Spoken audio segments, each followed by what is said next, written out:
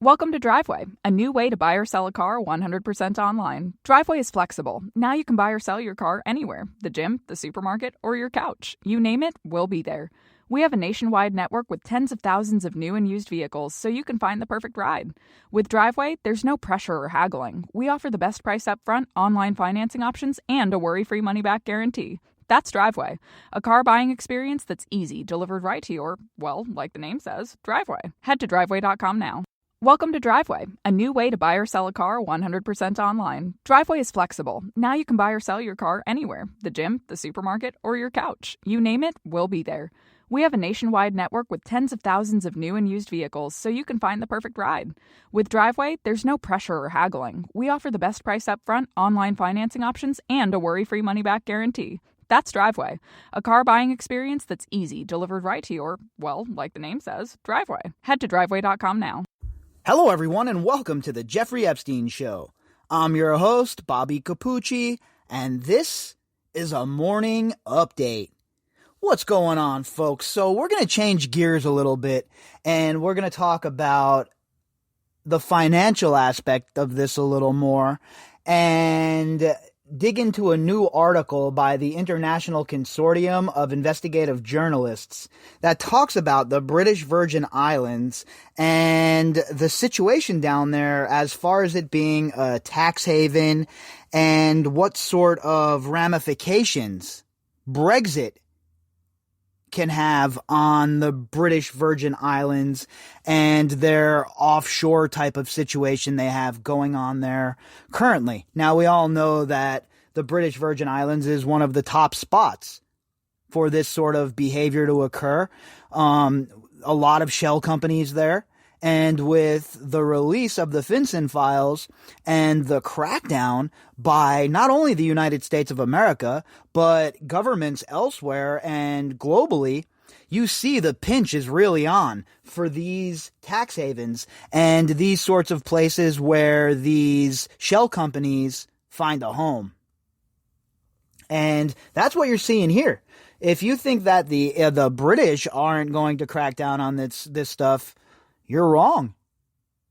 With the FinCen files being blown up in the paper like that, and the obvious malfeasance being put on blast, people are taking notice now. People are paying attention. And after the Paradise Papers and the Panama Papers and the Luanda leaks, WikiLeaks, people are really paying attention now. So the governments are starting to understand that they better do something, because people are demanding action, and not just in the United States, but worldwide. The question is, though, in my opinion anyway, will these regulations have the teeth that are needed to really rein these people in? Because we know that they're all involved in all kinds of financial scumbaggery, right? We know that. We know that they're involved in money laundering and tax evasion and you name it. And that has been brought to the forefront by all of those leaks I just mentioned. And again, it's not just one nation or one country, or it's worldwide. Everyone who's part of this so-called elite society is involved in some kind of screwy, basically criminal financial decision, it looks like, on a regular basis. That's certainly the way it looks from these FinCen files and all of these leaks and the way that they conduct themselves with these offshore companies and these LLCs and these nameless entities where nobody can track down who's in charge. And meanwhile, all of these already billionaires and rich people just continue to add zeros to their bank account, while the poorest amongst us worldwide suffer the consequences of all of this money laundering.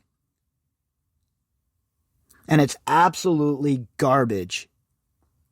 If we had a real system in place with teeth, Jeffrey Epstein would have never been able to do what he did for so long. He would have been nailed for some sort of financial crime long time ago. But instead, we didn't have the proper safeguards in place, and the ones that we did have in place, they were toothless. Oh, the institution takes the hit, not the person. So Again, while I think this is a move in the right direction, all of the new regulation and holding these people to account, I think until we see these executives take it on the chin for their crimes, then I think that these laws will remain toothless. But hopefully moving forward, with the new law put on the books by the United States of America and elsewhere, we'll start to see some movement in the right direction. I wouldn't hold your breath, though. All right, so this article is from the International Consortium of Investigative Journalists. The headline: British Virgin Islands corruption scandal threatens its dependable tax haven reputation. The territory, whose shell companies have repeatedly played a role in notorious global crime schemes, also may be blacklisted by the EU after the Brexit deal. This article was authored by Will Fitzgibbon, so it goes to show you the long-reaching effects of the Brexit deal as well. And I'm not talking about which side of it you fall on. Personally, as an American, I don't really feel like I could speak on it too well. I don't know all of the ins and outs. But when you leave something like the EU, there is going to be repercussions. And I could see the EU being spiteful about, the United Kingdom leaving, Britain leaving, and them trying to get back at the UK by, ramping up the regulations for a place like the British Virgin Islands.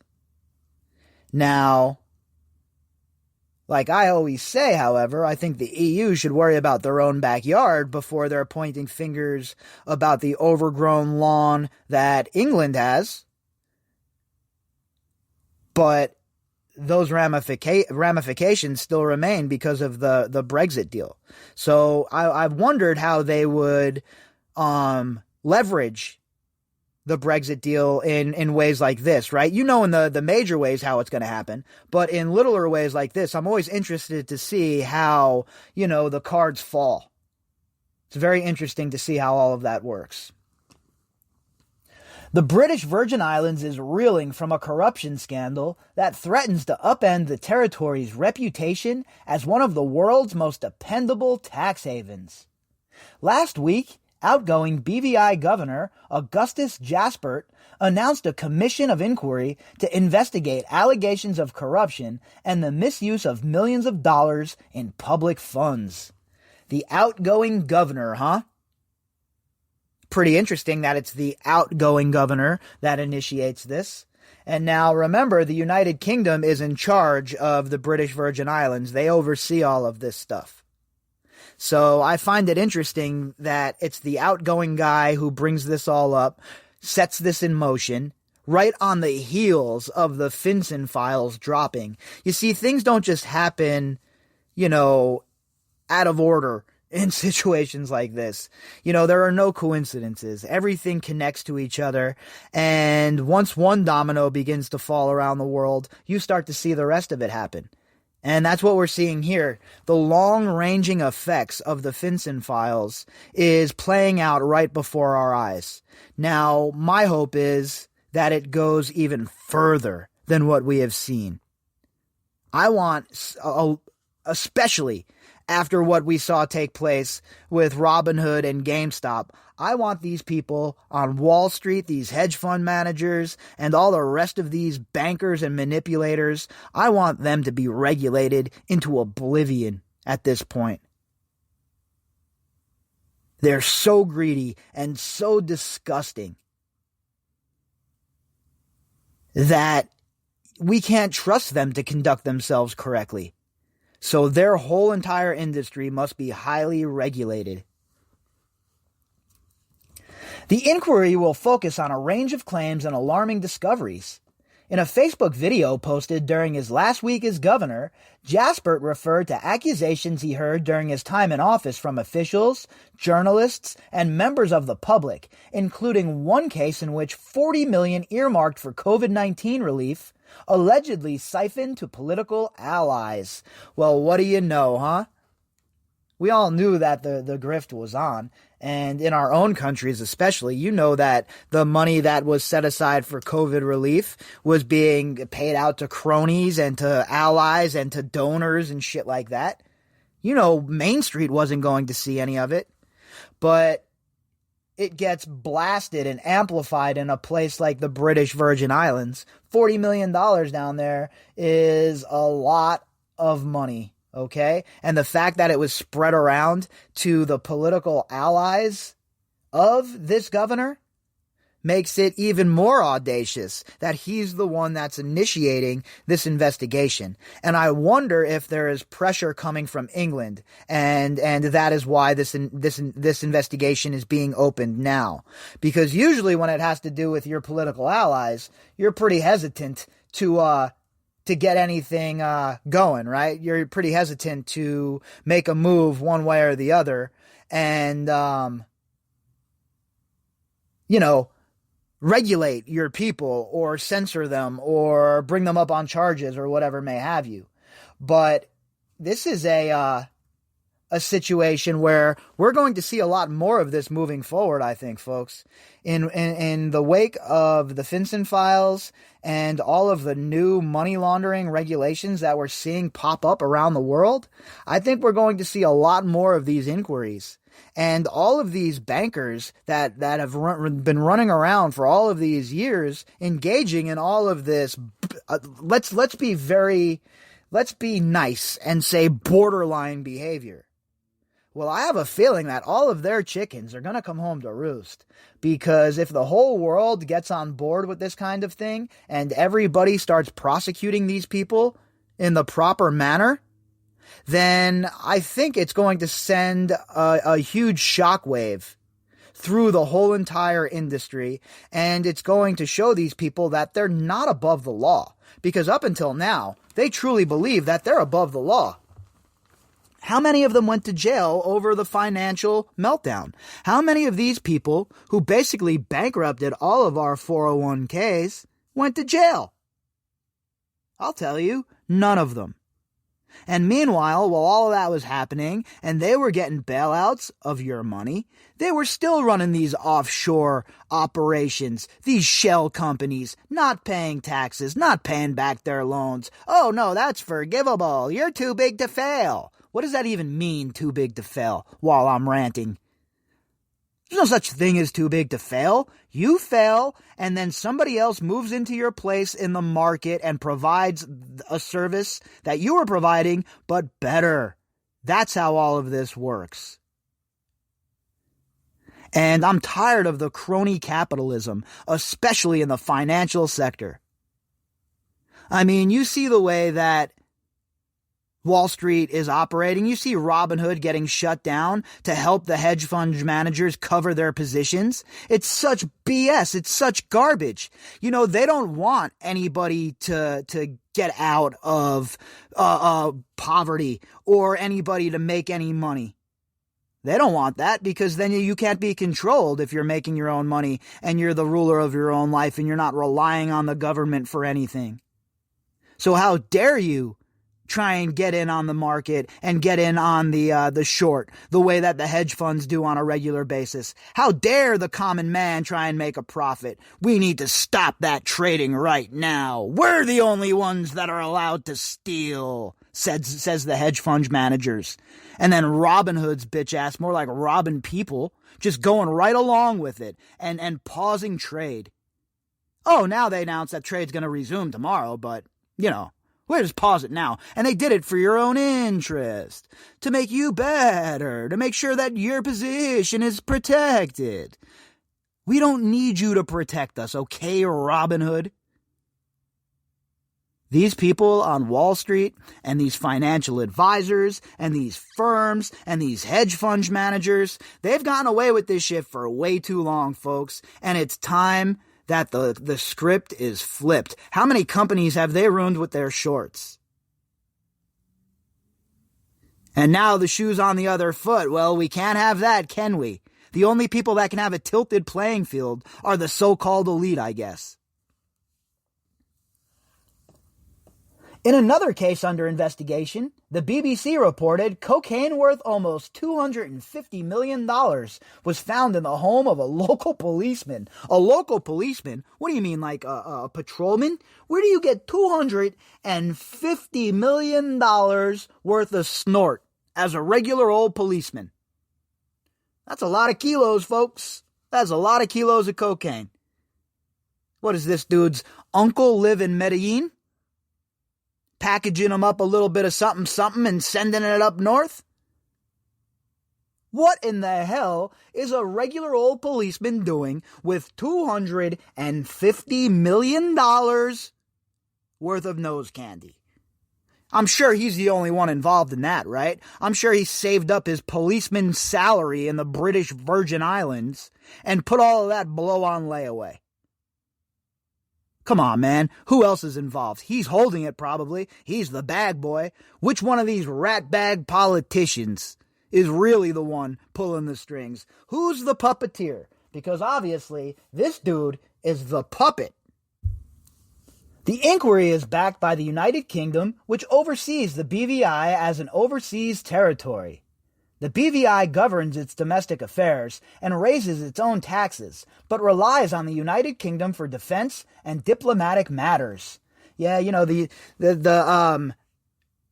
overall, the United Kingdom is going to be involved in this, right? They're going to provide logistical support, forensic support, all of that jazz. They're definitely going to help them try and blow this up, try and get people arrested, and, you know, whoever was involved in this stealing of this money, the $40 million here, you know, they're going to try and make it so this person pays a price. And I think that's a damn good start. All of these politicians that were involved with this sort of thing, with setting up Jeffrey Epstein, all of these people need to be held to account. And as much as I dig what Denise George is doing in the Virgin Islands, sending out the subpoenas and going hard in the paint, I think until she cleans up her backyard and charges some of the politicians that were involved in all of this, then they really shouldn't be trying to get any money out of the fund, because it's just a bad look, right? But over in the British Virgin Islands, you see the same thing starting to happen over here. You see the locals starting to get on board, and they're starting to say no more. You're not going to use our island as some a mecca for illegal activity. These are beautiful places, folks. Is there anyone that's listening to this podcast right now that would turn down a trip to either of these places to go sit on the beach and sip a few Mai Tais? You can certainly count me in. So it's a shame when a few people ruin it for everybody. It's a shame when a few people give it a black eye. And that's what this governor is trying to stop here, it looks like. Trying to set some things right on his way out the door. And you know what? You can only applaud that, because it's, you know, we go hard enough on people when they are not doing the right thing. So when they're doing the right thing, well, it's good to give them some props. So this outgoing governor, definitely somebody that should be given some props. A consistent and deeply troubling array of concerns have been put to the governor by local institutions and the community. UK Foreign Secretary Dominic Raab said in a statement to Parliament, "We cannot ignore such serious allegations." And they can't, right? They have to act. They have to come forward. They have to do something about it, especially considering the FinCen files putting it all into picture for people. You know, it's a lot for people to put together themselves, but when the pieces are there and you start moving them around on the puzzle board yourself, it's a lot easier when all the pieces are provided for you. The BVI is one of the world's most popular tax havens and attracts legitimate business corporations, celebrities, multimillionaires, and criminals alike. The island offers cheap and simple shell companies that allow their owners to avoid registering their names in public. Oh, that's nice, right? Real nice, isn't it? I would hope that changes as well. That definitely needs to be something that changes, like with the new law here in America. That's something that they're doing away with. Now, of course, there's going to be a shit ton of loopholes, and we've talked about that already. But it's a start, right? We gotta walk before we can run. While owning and piping money through BVI companies is legal, shell companies created on the island are a regular feature in the world's most notorious scandals. BVI companies appeared in a $2 billion scheme in the name of a close friend of Russian President Vladimir Putin and the corruption pact that last week saw Israeli tycoon Benny Steinmetz sentenced to jail. So as you can see, there's some very unsavory characters that are using these shell companies for very unsavory practices. Friends of Vladimir Putin, chances are you're an oligarch scumbag, sir. Probably shouldn't be doing business with you. Have a nice day. More than half the shell companies exposed in the Panama Papers investigation were registered in the BVI, according to an analysis by the International Consortium of Investigative Journalists. More recently, ICIJ revealed as part of the FinCen files investigation that BVI companies appeared in 1 in every 5 suspicious activity reports filed by banks that had concerns about possible money laundering. Yikes, 25%, folks. So the struggle is real. The problem is real. And the fact that the outgoing governor here, Mr. Jaspert, is putting this on blast is a huge deal in my opinion, and I think it's a good thing. It's about time that these people are put on blast. And the government of the United Kingdom has to get on board, and they have to have some teeth with the legislation, and they have to make sure people are paying a price for their corruption. It is the only way to stop it. More recently, responding to pressure and sustained scandals that highlighted the role of BVI shell companies in global crime, the island last year agreed to introduce a public register of company owners. Following the United Kingdom's exit from the European Union, pressure from European members of Parliament has grown to add the BVI back to the continent's tax haven blacklist. Previously, the UK had lobbied to keep its overseas territories off such a list. Yeah, well, they want to make money off of it, right? What, you don't think that the politicians in the government of the United Kingdom are corrupt? Oh, they are. Breaking news, politicians worldwide are corrupt.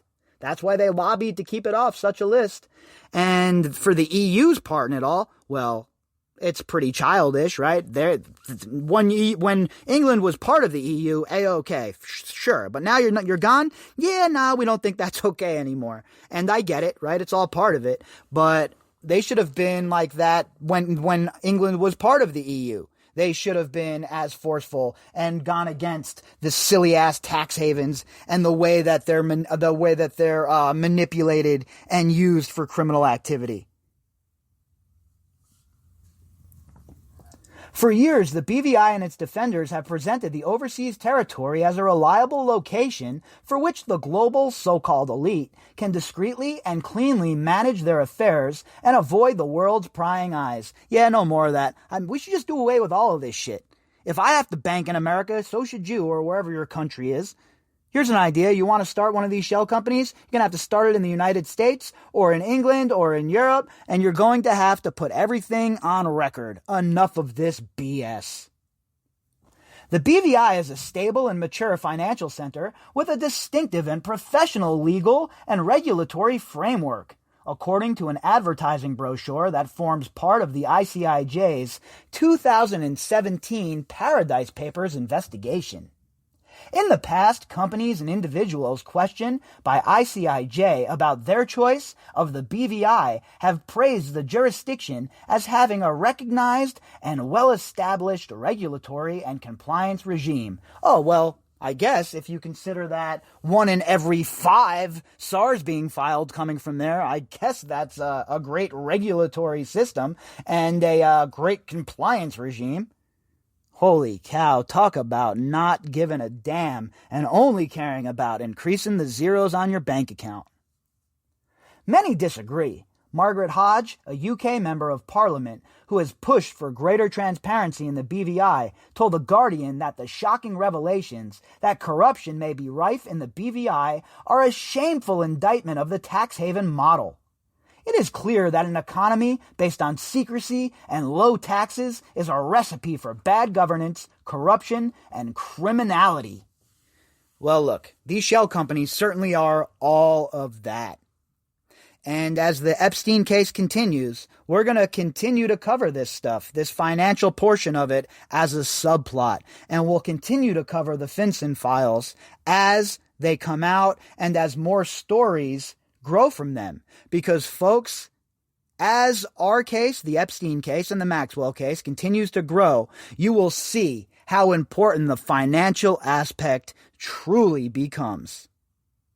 If you'd like to contact me, you can do that at bobbycapucci@protonmail.com.